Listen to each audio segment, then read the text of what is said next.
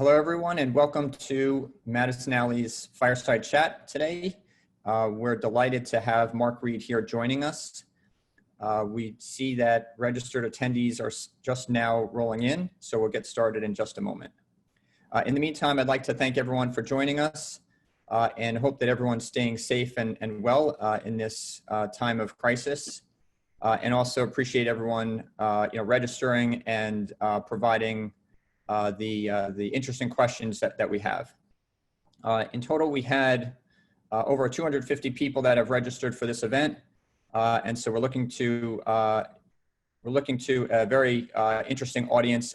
In particular, there's a very large concentration of founders and CEOs within digital marketing, media, and advertising, technology and data, and then many others from strategic corporate development groups and investors. So we have an interesting audience here today.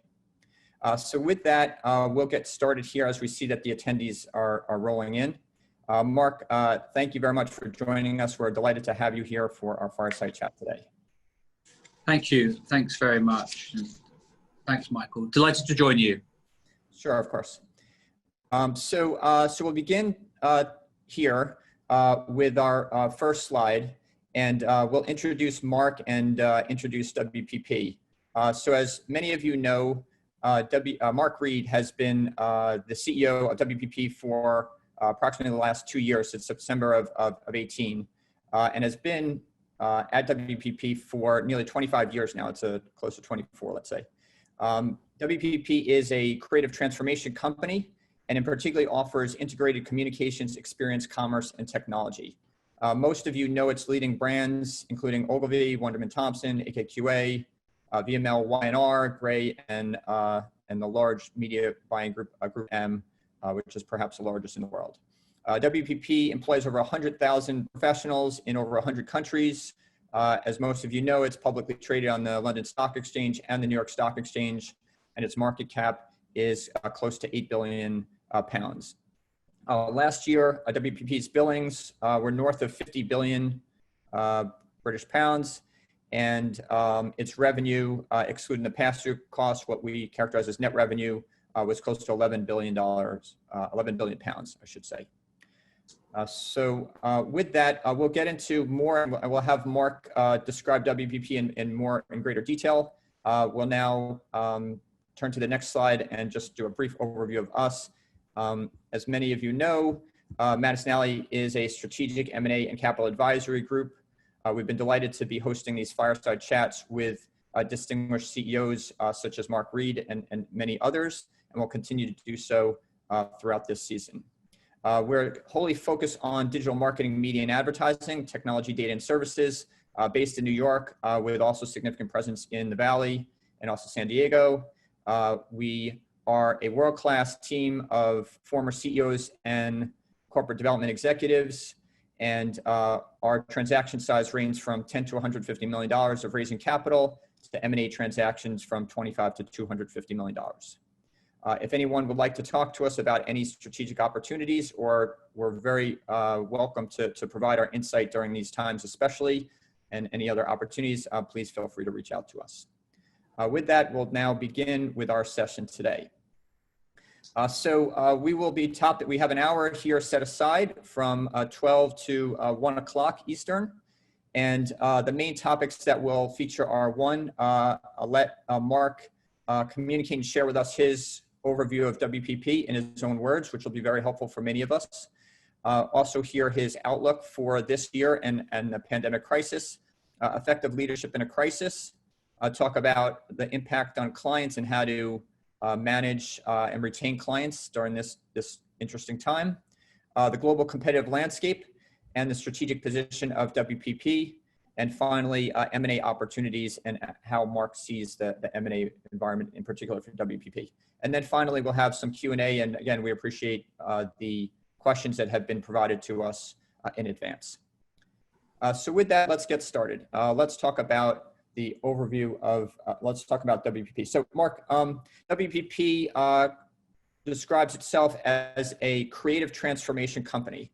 Could you talk to us about, how would you describe WPP in your own words? And obviously there have been both divestitures and also a lot of organizational changes over the last couple of years, particularly since you've taken the helm as CEO.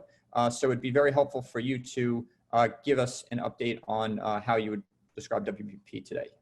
Yeah, so, thanks, Michael. Look, I mean, I think if I arrive at immigration in JFK, which has been some time since I did that, I'd probably say I work in advertising, but I don't think that that's really what WPP does anymore. And we call ourselves a creative transformation company because we deal in creativity, ideas, innovation, inspiration, growth. I think our most valuable feature is the ability to create the future for our clients. Transformation in a sense of helping our clients move from how they used to market in the past to how they need to market in the future. And then I think we need to be a company, not a group. We need to be able to work together for the benefit of our clients. So while we have fantastic brands like AKQA or Ogilvy or Gray or Mediacom or Wunderman Thompson that you mentioned, we also actually need to be able to provide our clients with a holistic service across those brands and across the different capabilities that they need.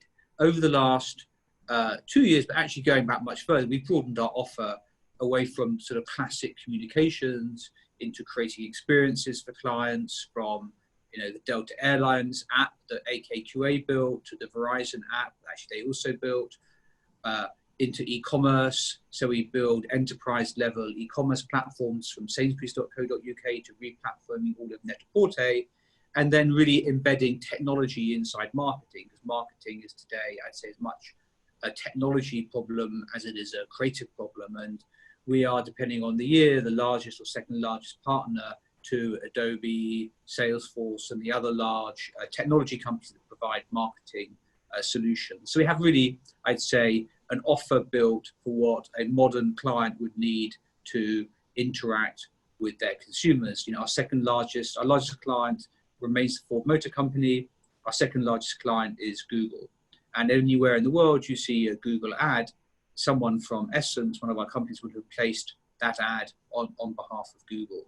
So I think we've really modernized our offer. My focus on the last couple of years has been really on simplifying WPP, on integrating the organization to make it more client-centric. So whereas we used to be organized by channel, we'd have J. Wolfe Thompson that did ads that lived in analog channels, and Wunderman that did CRM that lived in digital channels. We're now focusing on organizing much more around our clients, so integrating those businesses to form Wunderman Thompson and VML Y&R, so that clients can get an integrated solution from us, without crossing the silos inside our organization. And I think that makes us much more agile, much more responsive, and helps us to integrate the company.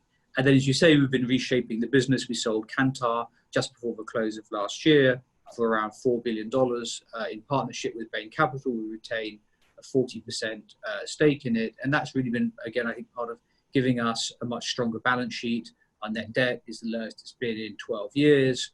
And coming into this pandemic, I think we're seeing maybe the benefits is not the right word, but I think it's been helpful to come into this pandemic with a simpler company, a more focused offer, digital much more at the heart of it, technology throughout our business. My belief that today is that every company is a technology company, and with a really very strong balance sheet, because I think clients will place a premium on companies that are resilient. Mm-hmm. Yeah, that's great. So that's really helpful.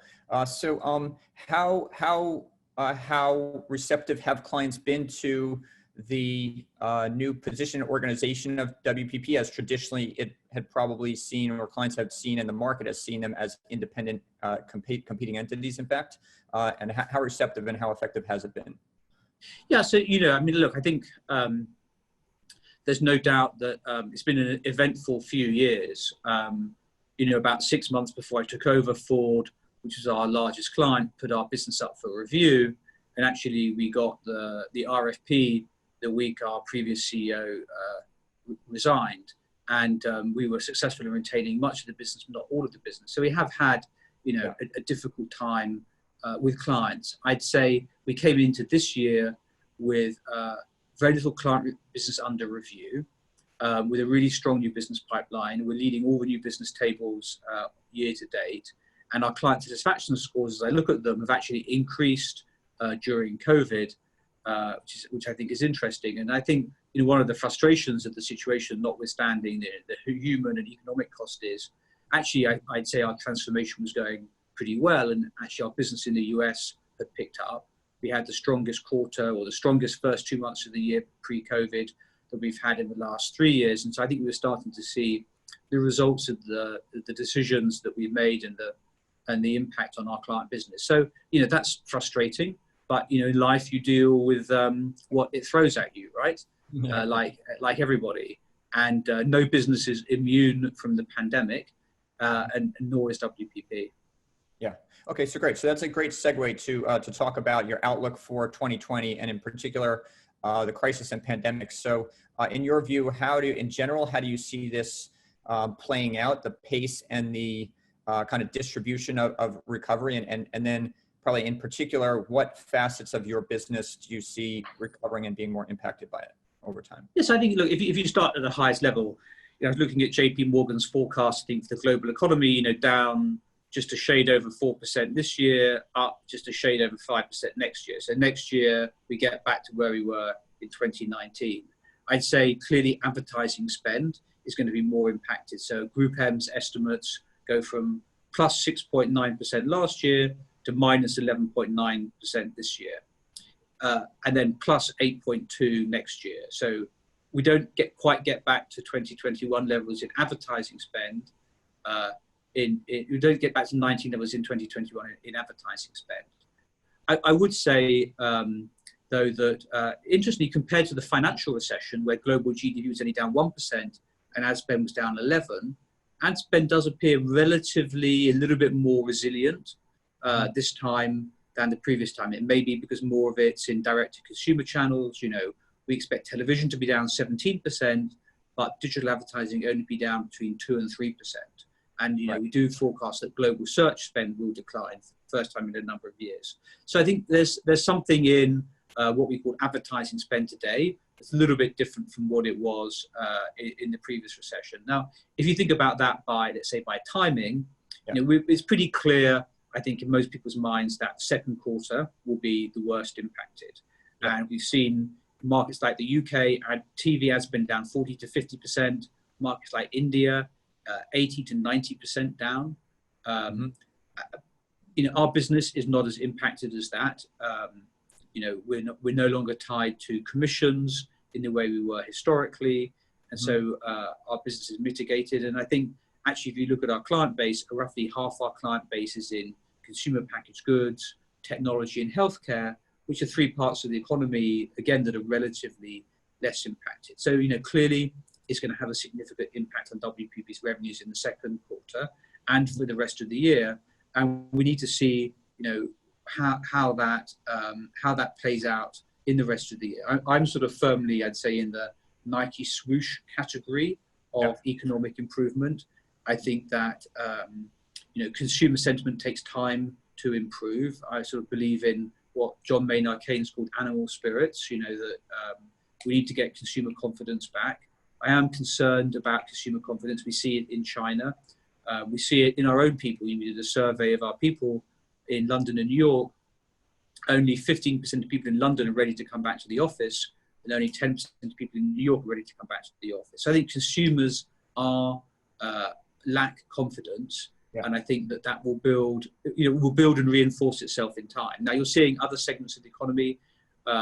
One of our auto clients had, I think, sales up year on year 4% in June. Sorry, 4% in May, 17% in June. So in some categories, there's sort of pent up demand. And now clearly the year overall is going to be worse, but you are seeing consumers come back into the market. And I think as consumers come back into the market, clients will start to come back into the market in terms of their spend. Yeah. So to what one of the areas where there's been a pickup of growth has been in areas like e-commerce, and then in general digital transformation and the acceleration of that, given that so many consumers and workers are remote.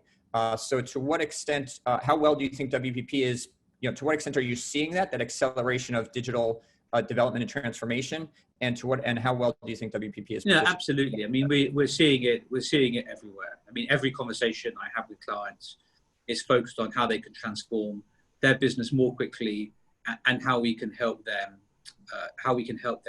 to do that. And it's really very striking. I say to clients that we've seen more innovation in the last 3 months than we saw in the last decade. Maybe since the invention of the iPhone or the launch of the iPhone in 2007. And it's hard to think of part of the economy that hasn't moved online. We sort of play almost a game to say what's not online, and someone said, well, you can't get your hair cut online. But actually you can, because you can have a kind of remote consultation where someone will tell your partner, hopefully not you, how to cut your hair. Yeah. So, clear that those companies that could transact online or interact online, would perform best. And, the same is true of WPP. We see it in our client base. We see it in how we operate.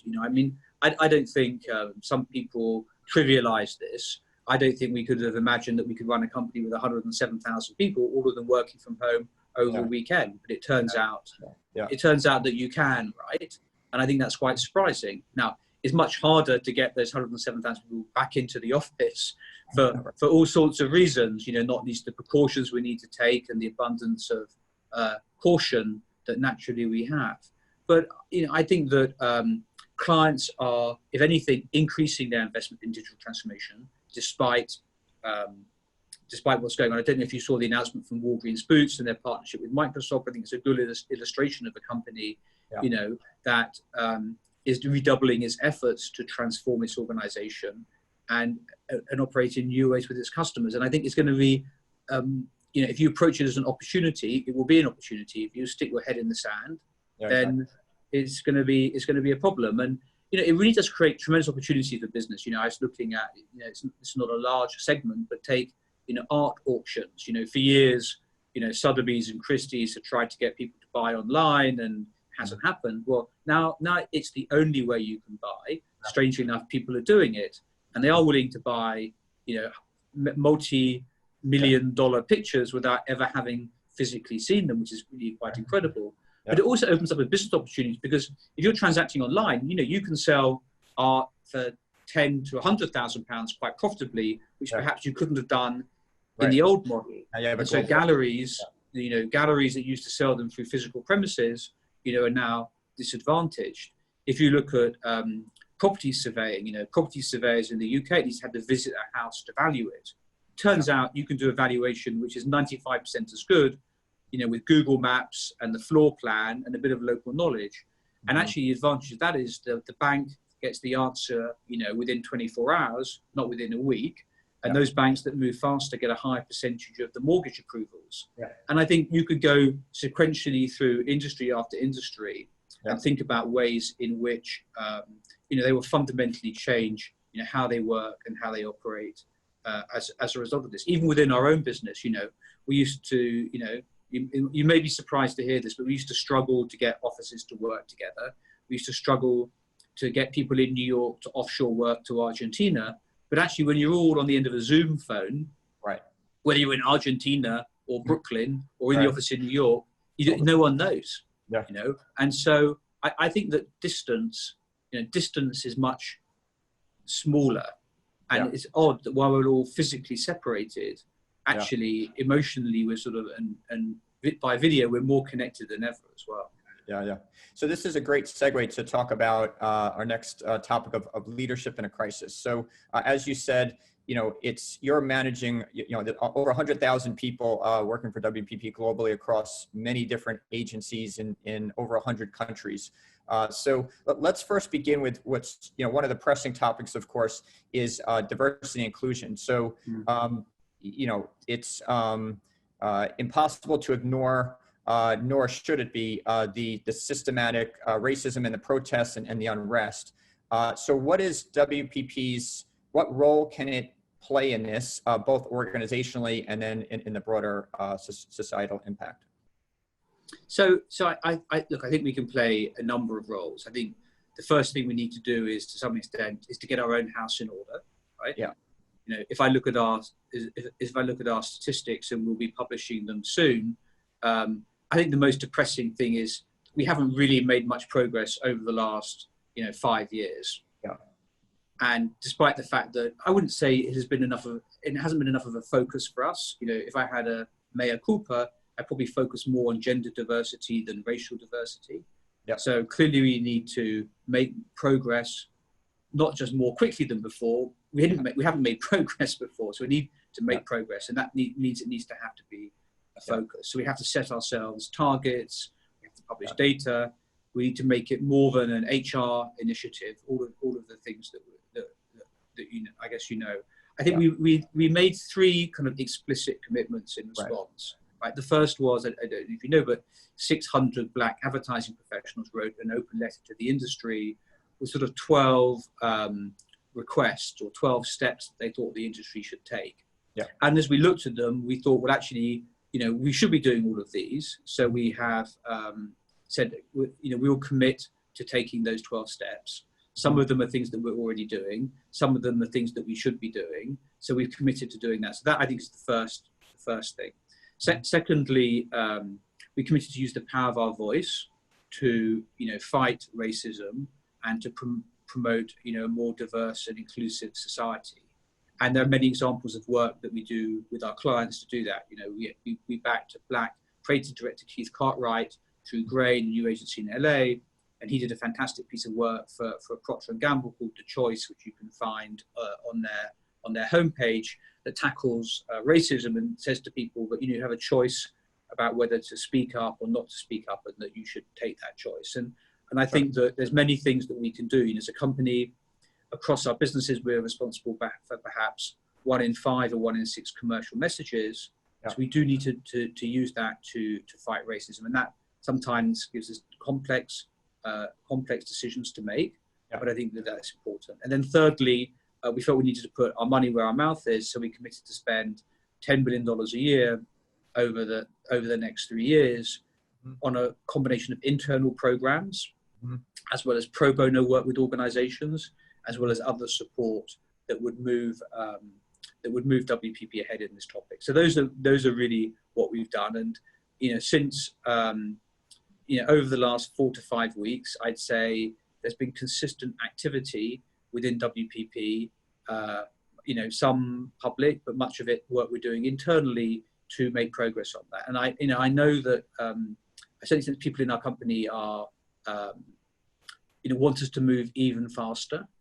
And, you know, I understand that. You know, I think that there's a feeling, certainly in the US, that, you know, this is a moment that we should not lose. You know, someone said we need to turn the moment into a movement, which I think is a good way of thinking about it. So we need to build on the momentum and build on the frustration and the pain and anger that people feel to really make a difference. Exactly. Yeah. Okay. Great. Just taking one step back, if we can talk about just leadership in general in a crisis like this, and those are all, you know, very good examples of steps that you're taking. Given that you have over 100,000 people in over 100 countries, and there's a lot of it's a lot of uncertainty for many. How do you effectively lead in a crisis? How do you communicate? How do you keep people organized and move the whole, move WPP in the right direction, in a situation like in a crisis like this? Yeah, look, I think the most important thing is the word communicate. I mean, you actually have to communicate with people. Yeah. And they need to hear from you regularly, and they need to hear, a consistent and clear and confident message. I think what's most important is to take some decisive action. So, we decided March 16th to send everyone home from work, or ask everyone to work remotely on a Friday over a weekend. And we had a debate about whether we should ask that for the US and Europe, or whether we should make it global. And at that point in time, some countries, were not yet touched by COVID. And in the end, we decided to make it a global request, and that was absolutely the right thing to do. And I think that clarity of communications is just essential. And what happened was many of those markets moved into lockdown, some like India within 3 days of our email. And actually, we were much better prepared, having started 3 days before. We were able to ship people's equipment home, and people took, desks and chairs and computers home. So they had the equipment they needed to work from home. So I think communications is more important. And I think one thing you realize as a CEO in the current time is, your job is not just managing the P&L. Actually, your task is as much about communications as it is about anything else. Yeah. And many of the decisions that chief executives are having to make these days, particularly as the ESG, as sustainability moves up the agenda, are increasingly political decisions around topics like the Facebook boycott, around Black Lives Matter, around the environment. And you can't just look at the bottom line in terms of making those decisions. Yeah. You have to look back at what is the company's mission and what are your values, and you have to make decisions in line with your mission and values. And I think if you do that, you probably won't go far wrong.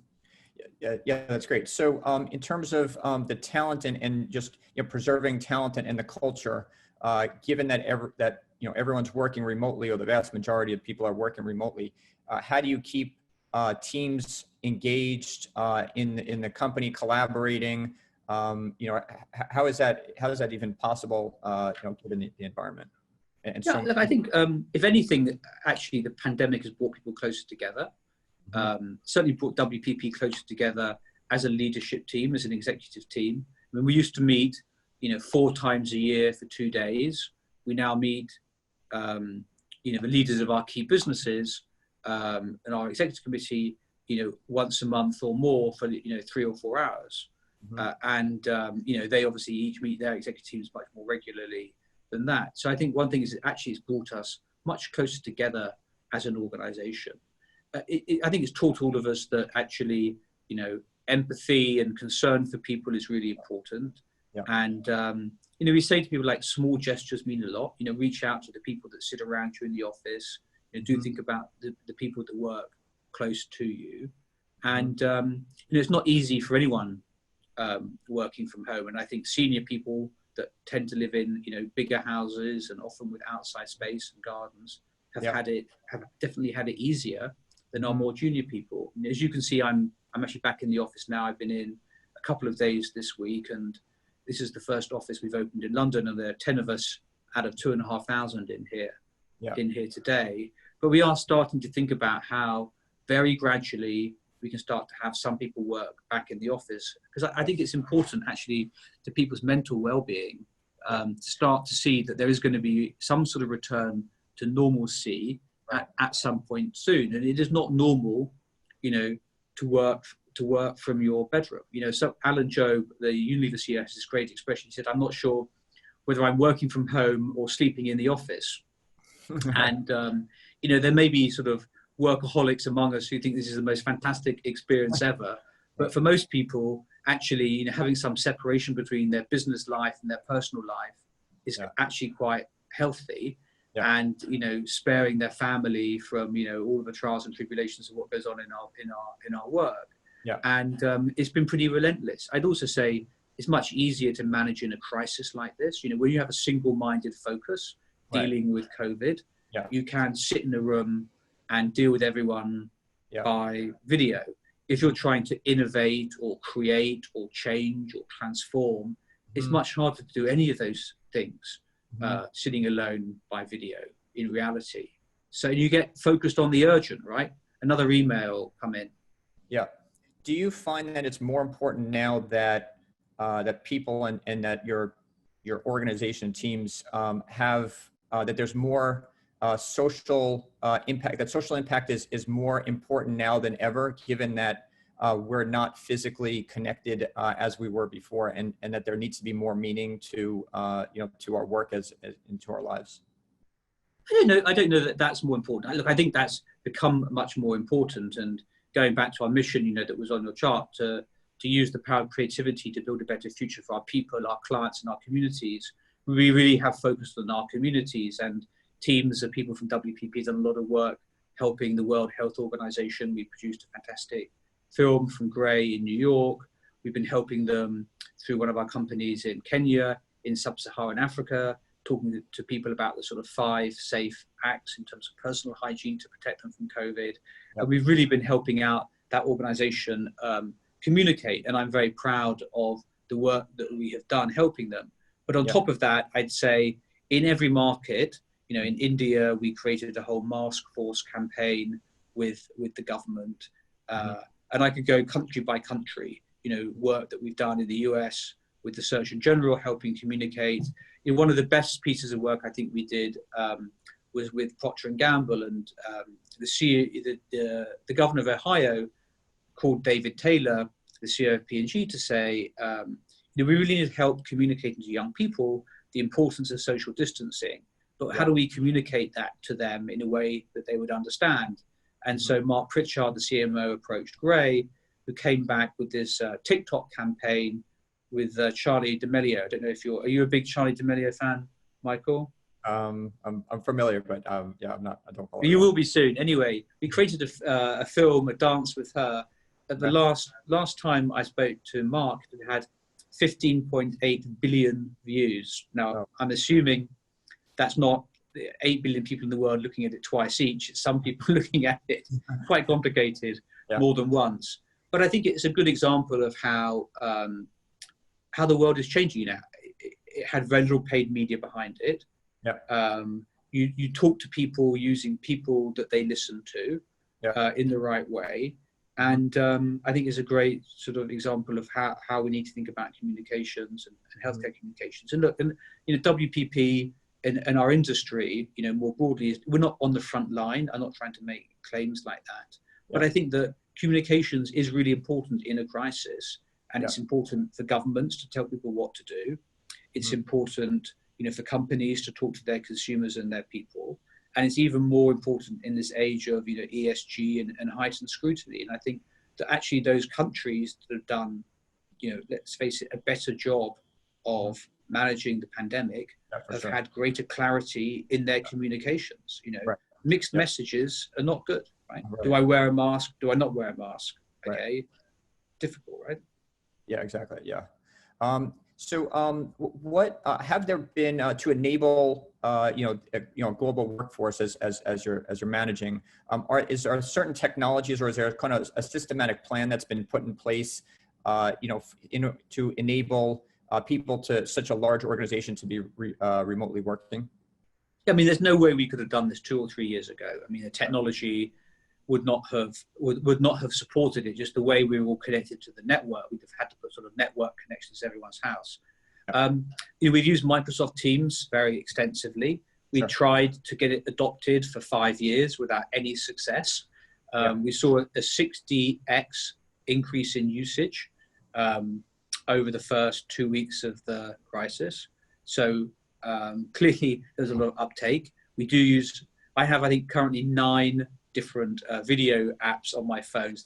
I'm talking to you through my iPhone. I think I have Teams, Zoom, BlueJeans, WebEx, Polycom, GoToMeet, Google Meet. I'm sure there's some I've forgotten, WebEx. So look, we're trying to standardize as much as we can on Teams. It's not perfect, and there's areas where actually Zoom, I think, is a better platform. But I don't want to be paying for 2 different licenses for 2 different pieces of software. So I think that we have standardized on that. It's been transformative in terms of helping people to collaborate. And then so in terms of engaging with clients, how are you retaining clients and engaging with them given that everyone's remotely? So, again, I think I've probably spoken to, I've spoken to, the CEO or CMO, I think nearly all of our top 30 clients since the beginning of March, by video, in many times more than once. And it is amazing what you can do remotely. I think we're all learning that, I have flown to New York for dinner. I must have been clinically insane, sort of how I think about it now, right? There's many things you can do remotely that you couldn't do before. So I think a little bit like our client satisfaction scores, I think this has brought us much closer to our clients and enabled us to say, okay, let's catch up for half an hour, see what's on your mind, and sort of retain a degree of proximity that's been really interesting. I think the same is true of new business. We've had a really good run. I hope it continues in new business first half of this year, and we have been able to win new business, quite significant clients, and actually clients have continued new business during the time, doing all of it on Zoom calls. Yeah. And so it's not perfect. Mm-hmm. Is it better in a room in terms of chemistry? Yes. Do people need to learn new skills? Yes. And some people that are really good in a room are really bad on video, and vice versa. But actually, it works pretty well. And one client said to me, we did a pitch. We started working with a client the other day, and we did a sort of very, it wasn't really a competitive pitch, but it was 3 different WPP agencies working together. Yeah. And the CEO said to me, it's been fantastic because, particularly with Zoom, I have no idea who comes from what agency because you're all just squares on my phone, right? And so there's no business card, there's no title, people hand over to each other. Right. So you sort of, the company the collaboration is sort of almost enabled by the technology in a really interesting way. So look, I think there's been many things that we will want to retain from this time, and I suspect that by the time things get back to normal, we'll have sort of forgotten what normal was. Mm-hmm.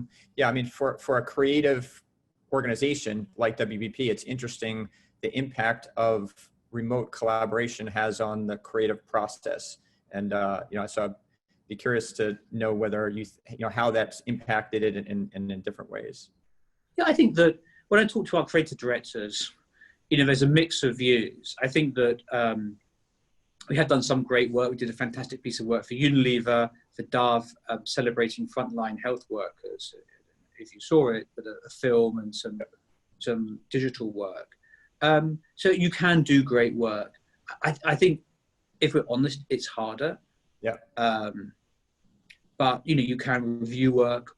You can, and what the benefit that you get is speed and access. Yeah. So I'd say one of the problems with great work is what I would call, committees. Committees are like the death of a great idea, and it's quite hard to have a committee when you're meeting remotely, particularly because I think we've got a lot of senior clients get much more involved in the work much earlier than perhaps they would have done in the past. Yeah. Because they're more interested in it, needs to get out faster. So actually, I think approval processes have got quicker. We get input from clients much more quickly. And so actually, I think some work, the Dove work I mentioned, we did in 5 days. There are campaign ideas, the Burger King Moldy Whopper film, that took 3 years from having the first idea to, reaching fruition. So, a process can take anywhere from 3 years to 5 days. And I think that I'm much more in the 5-day camp than I am in the 3-year camp, right? And I think clients are much more in the 5-day camp, particularly at the moment. So, we have got to remain an agile, connected, fast-working organization as we come out of this. And I think, and I think that we will. Yeah, and I presume there's more collaboration with clients. Is there, how is it that you can not only preserve and retain those client accounts, but to develop them, given that everyone's remotely, Well, you have conversations with clients about what's on their mind. Number one thing on their mind is, how do I transact online? Well, the good thing is we've got a lot of people who are pretty good at solving that problem, from, how do I buy digital media, to how do I run CRM programs, to how do I build a website. We took a chain of liquor stores in the US, 60-strong chain of liquor stores that had no e-commerce presence. And in 3 weeks, we built them a curbside delivery app so that people could order curbside and come and pick it up, right? That's a lifeline to their business. So we're starting to help airlines get back to flying, so communicating, reassurance, the steps they're taking to reassure their passengers about what they're doing. With an automotive client, we're using Google to look for keywords that indicate that people are in a particular state, are in market for a car, to start to figure out when we will apply sort of mainstream, broader media. And I think that certainly the sort of digital, things start with digital, don't they? I don't know if you I see these JP Morgan activity reports, but it's amazing sort of the flow of fast data that you have, open table reservations, Uber reservations. They did a fantastic piece of research showing that there was a correlation between, the biggest correlation for COVID growth they could find with their credit card data was card present in restaurants, i.e. people who are eating out in restaurants and paying in a restaurant was correlated with positive growth of the virus in a state. That's not to say that restaurants are the transmission mechanism. It is to say it's associated with it, which would be logical. So I think that sort of digital data is driving all decision making today, and that really makes it very powerful. Yeah. Okay, great. So so we're actually going to bring up a slide here, if you could comment on, and this is what we've done is broken down the clients by industry. So this is interesting, and this marks from about mid-February, so we're about 5 months now since when S&P was at a record high. And as you can see here on the top end, and obviously there was a strong dip around mid-March in the market, and for the most part have rebounded. On the top end, you see on the far right, the FANG stocks, Apple, Amazon, Google, Facebook, and Netflix are doing quite well, at least north of 10%, 13%. And then at the bottom right, you see that the three of the industries in particular, travel being at the bottom, and then followed by the banks or the financial services and the energy. So as you see the impact on industries, the various impact on different industries, to what extent does this influence how you approach clients and invest in certain verticals or not? Yeah, so look, I think this reflects, the shift, the growing importance of technology. When you talk to any chief executive, they say, I can't believe the market, with the exception of their own stock price, I can't believe the market's so high. Would be kind of the universal reaction I get from people. Well, one reason the market's so high is that the market's looking at a further accelerating shift in power to the FANGs. So that's clearly, something that's happening. And then you get that played out within these stocks. So you get, travel for obvious reasons, banks because of the economic hangover, energy because of the decline in demand. Sure. And, we see that pattern in our client base. Now, I wouldn't say that we have the luxury of sort of turning down clients. Right, sure, yeah. But we are in a situation where we have a pretty proactive new business program, and that new business program has been targeting, the West Coast, and has been targeting the large technology companies, where we see, continued growth. We're lucky enough to win the Airbnb media business at the end of last year. I'm sure, I know they're having a tough time, but I'm sure that as things come back, they'll probably come back relatively stronger than many hotel chains that have large volumes of, fixed assets that they're going to have to deal with. So, I think that, and if I look at a pattern across our clients, I'd say what's notable is the largest clients have been the most resilient. And, I think that one of the tragedies of this pandemic has been the impact on small businesses, which are, big drivers of growth and economic development and frankly, innovation. And so I hope as things get better, that things get better for them as well. Are you seeing a similar impact on your revenue among the clients, let's say in the bottom three, the automotive, energy, and the energy, the banks, and the travel sector, which have been. Yeah, I think if you looked at our business by sector, and we said some of this in Q1, it's not dissimilar. It's not dissimilar from this. I mean, no one is claiming that advertising spend is going to go up in 2020. We're not totally delusional. Clearly, but what I say to our people is, get to the CEO before the CFO gets to him or her. Right, sure. Because you've got to get the CMO to the CEO before the CFO gets there. I think there is a role for marketing in times like this. First to talk to customers and your consumers about what you're doing. Yeah. Secondly, because actually those companies that are financially resilient, and there is evidence of this from 0809, that spend during tough times. Media is cheap now, right? You want to spend money on television, you can get a deal. And so companies that have the finances to get a deal can get a disproportionate benefit. And I think will benefit when they come through the other side.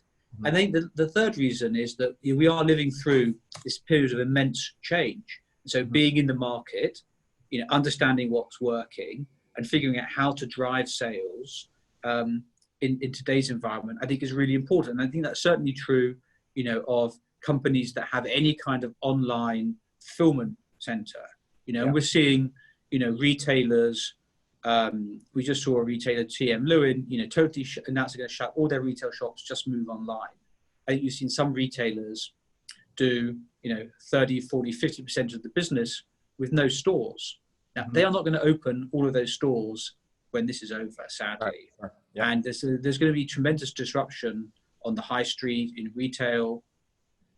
I think we're going to have to think about how we turn some of the space into residential space, which will be good because certainly in the UK, we have a housing shortage.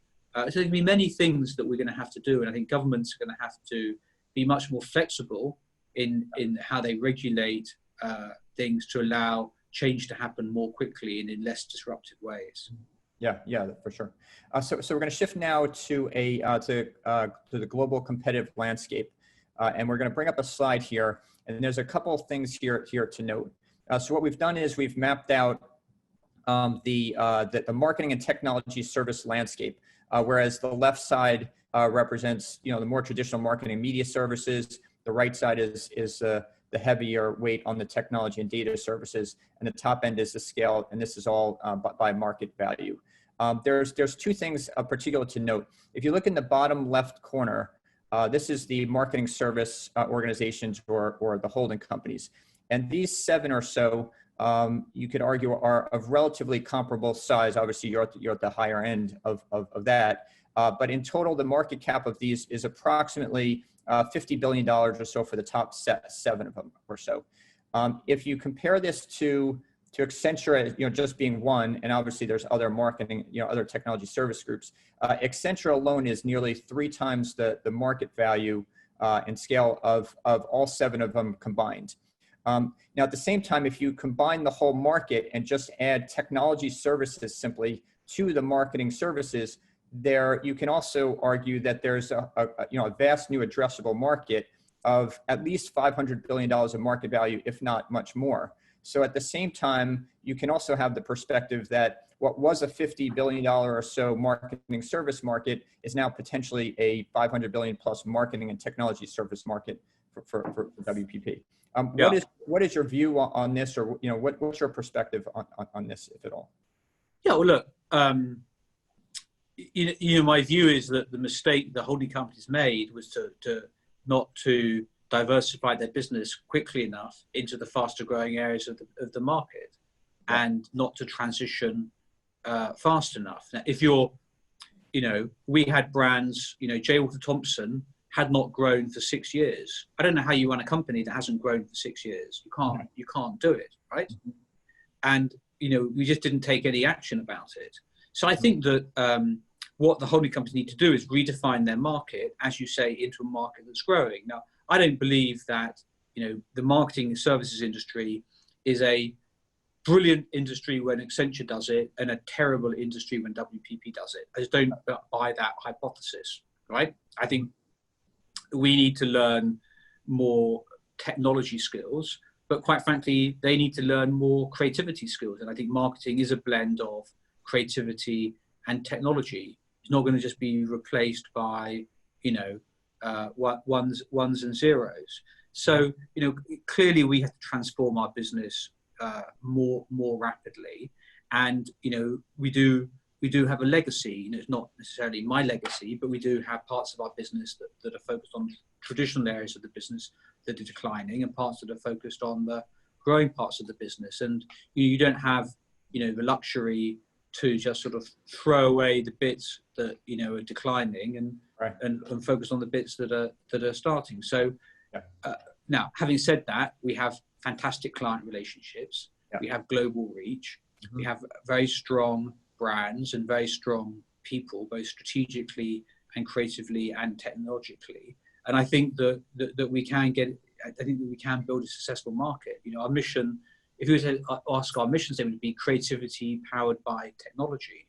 Yep. And, I do have a frustration that, we get painted in this box as a legacy advertising industry.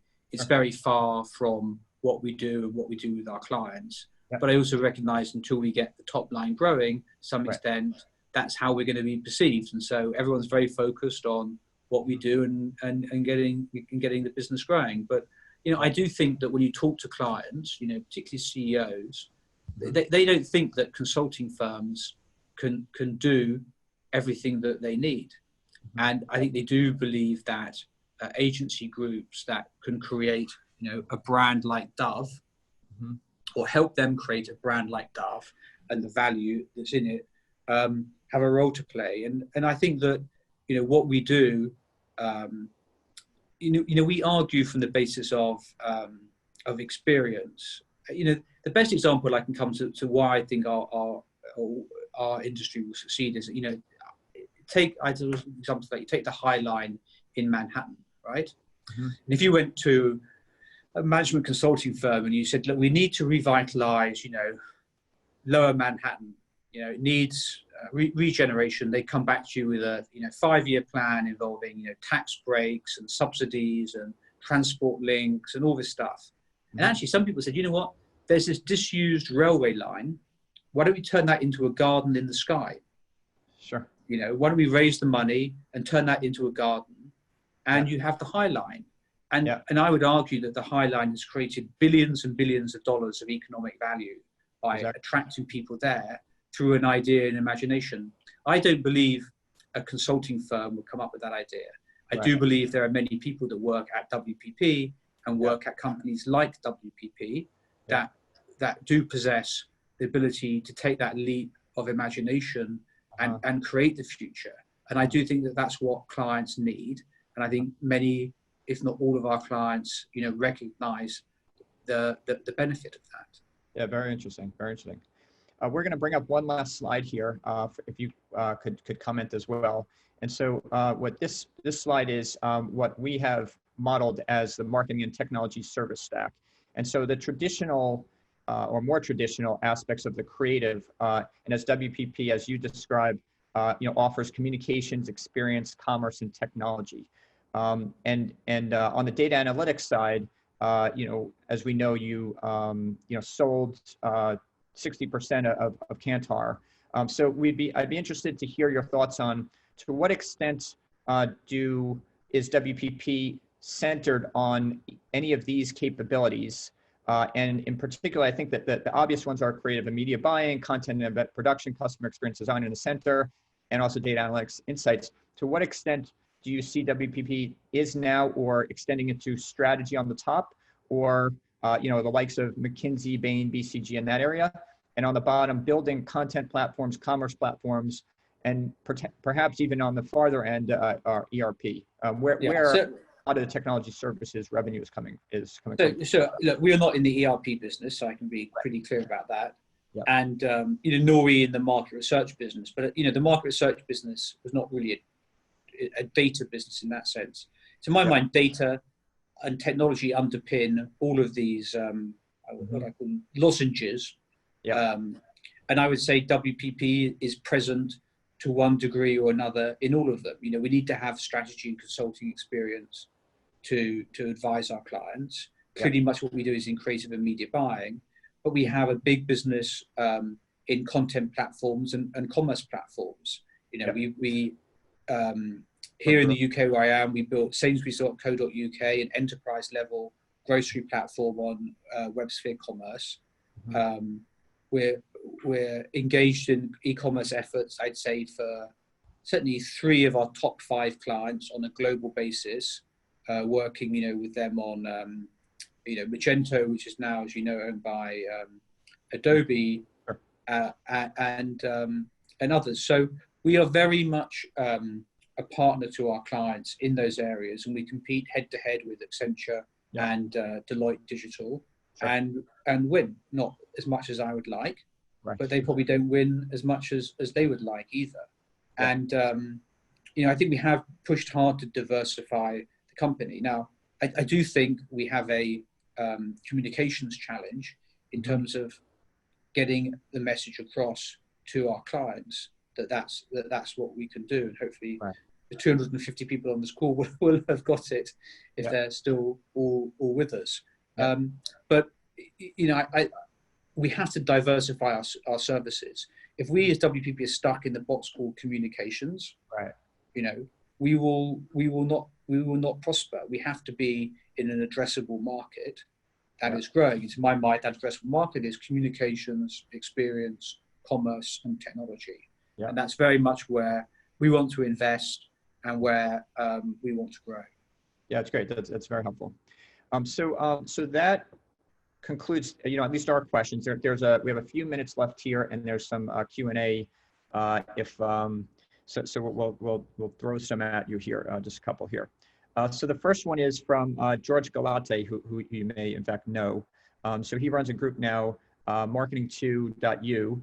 Actually, we skipped this question anyway. So we were supposed to talk about M&A. So George is helping us out here. What is your thoughts, given the current market environment, on M&A, for WPP specifically, and then perhaps in general in terms of the opportunity to grow through strategic M&A acquisitions? Yeah, look, I think that I think the role of M&A for WPP is about building scale, so bringing us capabilities that we don't have today. I'm not interested in size. What we have to do is make size mean something, i.e. create scale. So if we have 3 public relations firms in Puerto Rico, I don't need a 4th public relations firm. Right. What I might need, though, is some experience in Magento or Adobe Commerce, right, around the world. So I think we're looking at differentiated capabilities that bring that primarily help us grow our business in experience, in commerce, and in technology. I'm very interested in strengthening our data and analytics capabilities. I think probably there is a little bit more work that we need to do there. But part of this for us can be solved by making the things that we have more available internally. I think more broadly, there's a sort of divergence of valuation, between sort of purely digital companies and others, and sort of reminiscent of sort of 1999, 2000, and we'll see how long that lasts, I guess. Mm-hmm. Yep. Okay, great. Excellent. And then, so we have a question here from Owen Davis, who is a partner at Contour Ventures. And he asks, is the Facebook backlash from advertisers a flash in the pan, or something that for all of us, for WPP to pay attention to? So, I mean, we do pay attention to it. And we've had a lot of conversations with our clients about it over the last couple of months. I mean, ultimately, we advise our clients on what to do, and clients decide what they want to do, whether that's join a boycott or pause their spend or review what they're doing. And a number of our clients have fallen into those 3 buckets. I think that it's come about because, we in the industry have been pushing for change. I think on all the social media platforms, not just on Facebook, but I think, on Facebook as well, pushing for change for some time. And I think there's a feeling that it's taken too long, and that a lot of what's happened has been reactive to events, and that we need to get ahead of these events, and so I understand the feelings that people have. I would say it is difficult, right? It's a difficult issue, because you're dealing with policies, and much as we don't like hate speech, and there's no place for hate speech on Facebook or on any other platform, we also believe in free speech. And it is tough to have policies that differentiate between those two things properly. But I think all of the platforms, they need to look at their policies and make sure their policies are fit for purpose. They need to look at their processes and make sure that they have the processes to implement their policy and take down content. And then I think for our clients, you need to think about adjacencies. You need to think about where do messages sit next to particular types of content or not. What I think is interesting about what's happened now is it's moved from about adjacency, i.e. my ad appeared next to this piece of content, to something to do with the reputation of the platform. And that I think is much more fundamental to the media why I don't think that this is a flash in the pan event. I think that we need to see, meaningful and lasting change. But I do think it's a very difficult political environment in which to make that happen. And, in the run up to the elections in the US, I think things, tensions and things are going to be mounting inevitably. Yeah, for sure. So I think that's an excellent place to end our session here. We're up to the hour. This has been very comprehensive and extremely insightful. So I think on behalf of our audience, we really appreciate you taking the time to participate and sharing your thoughts on WPP and obviously beyond that. We wish you continued success in the transformation of WPP and also the creative transformation of your clients as you move onward. So thanks so much for joining us. Well, thanks very much, Michael, and thanks everyone for listening, and best of luck as well for yourself. Thank you. Okay, sounds great. Okay, thanks so much, Mark. Okay, have a great day.